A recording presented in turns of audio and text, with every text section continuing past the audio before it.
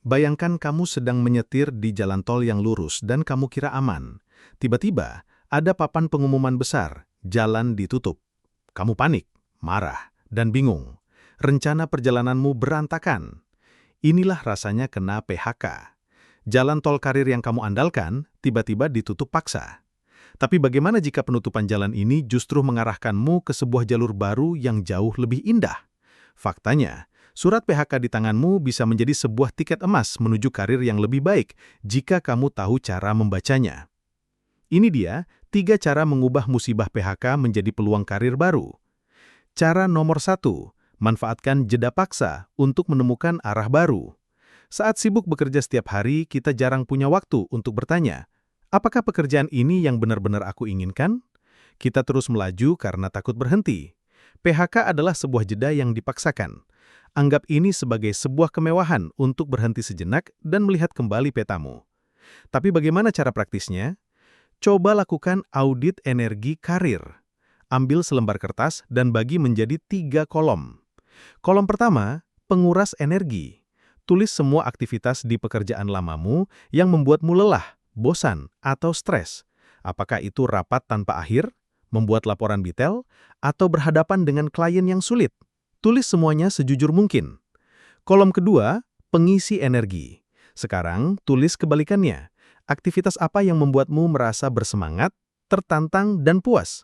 Mungkin saat kamu berhasil memecahkan masalah yang rumit, atau saat kamu mendesain sesuatu dari nol, atau saat kamu mengajar anak baru. Tulis semulanya sejujur mungkin.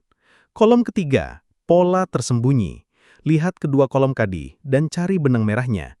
Mungkin kamu sadar bahwa kamu benci pekerjaan administrasi, penguras energi, tapi sangat suka menganalisis data, pengisi energi.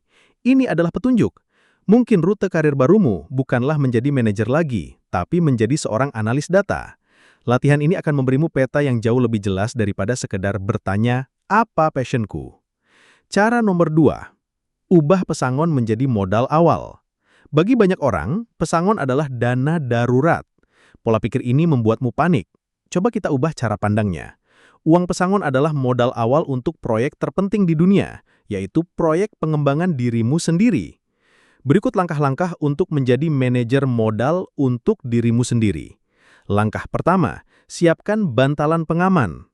Anggap ini seperti menyiapkan pelampung sebelum berenang. Pertama, hitung total pengeluaran wajibmu setiap bulan, seperti cicilan, makan, listrik, dan transportasi. Nah, angka inilah biaya hidup bulananmu. Untuk amannya, kamu perlu menyiapkan dana untuk beberapa bulan ke depan. Standar amannya adalah menyiapkan dana untuk 3-6 bulan. Jadi, kalikan biaya hidup bulananmu itu dengan 3. Inilah jumlah minimal bantalan pengamanmu. Kalau mau lebih tenang, kalikan 6. Dana ini akan memberimu waktu 3-6 bulan untuk bernafas, berpikir, dan mencari peluang baru tanpa harus panik. Simpan dana ini di rekening terpisah dan anggap sebagai dana suci yang tidak boleh disentuh untuk hal lain. Langkah kedua, alokasikan dana investasi diri. Dari sisa pesangon setelah dikurangi dana aman, sisihkan sekitar 10-20%, inilah modal awal yang akan kamu putar. Jumlahnya tidak perlu besar, tapi niatnya yang penting. Langkah ketiga, buat rencana investasi cerdas. Tulis daftar konkret bagaimana kamu akan menggunakan dana ini. Misalnya, dari audit energi karir, kamu menemukan bahwa kamu suka menganalisis data. Maka rencana investasimu bisa seperti ini. Rp400.000 untuk ikut kelas dasar data analytics, Rp250.000 untuk langganan tools visualisasi data selama sebulan, Rp200.000 untuk modal bertemu dan diskusi dengan 2-3 orang yang sudah bekerja di bidang data. Dengan rencana ini, kamu berubah dari korban pasif menjadi seorang investor aktif untuk masa depanmu. Cara nomor 3, nikmati kebebasan untuk belajar hal baru. Pekerjaan seringkali membuat kita hanya ahli di satu bidang saja. PHK memberimu aset yang paling berharga, waktu luang.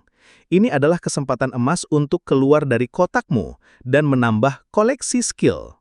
Agar tidak bingung mau mulai dari mana, gunakan metode 3 lapis. Lapis pertama, 1 hard skill utama. Pilih satu hard skill utama yang paling relevan dengan pola tersembunyi yang kamu temukan di cara nomor 1. Misalnya jika polanya adalah kamu suka data, maka pilih hard skill seperti data analytics atau digital marketing. Fokuslah belajar ini secara mendalam. Lapis kedua, 2 soft skill pendukung. Pilih 2 soft skill yang akan membuat hard skillmu semakin bernilai. Jika kamu belajar data analytics, soft skill pendukungnya bisa jadi komunikasi visual agar bisa menyajikan data dengan menarik, dan storytelling agar bisa menjelaskan data dengan memukau. Lapis ketiga, 3 proyek mini. Ilmu tanpa praktik itu sia-sia. Ciptakan 3 proyek kecil untuk menerapkan skill barumu. Contoh, buat analisis data sederhana tentang tren di lingkunganmu dan presentasikan dalam bentuk infografis. Tawarkan diri untuk membantu UMKM temanmu membaca data media sosial mereka. Buat blog atau akun media sosial dan ceritakan hasil analisismu. Proyek-proyek ini adalah calon portfoliomu yang baru. Jadi, inilah 3 cara mengubah cara pandangmu dengan langkah yang lebih jelas. 1. Gunakan jeda paksa untuk melakukan audit energi karir. 2. Lihat pesangon sebagai modal awal dengan membuat alokasi dana aman dan dana investasi diri. 3. Nikmati waktu luang untuk belajar dengan metode 3 lapis. Jalan tol karirmu mungkin ditutup, tapi di depanmu ada persimpangan dengan banyak jalur baru yang menarik. Surat PHK itu memang terasa pahit saat diterima, tapi suatu hari nanti bisa jadi kamu akan berterima kasih pada tiket emas yang memaksamu keluar dari jalan yang salah. Apa peluang tak terduga yang pernah kamu temukan setelah mengalami sebuah kegagalan?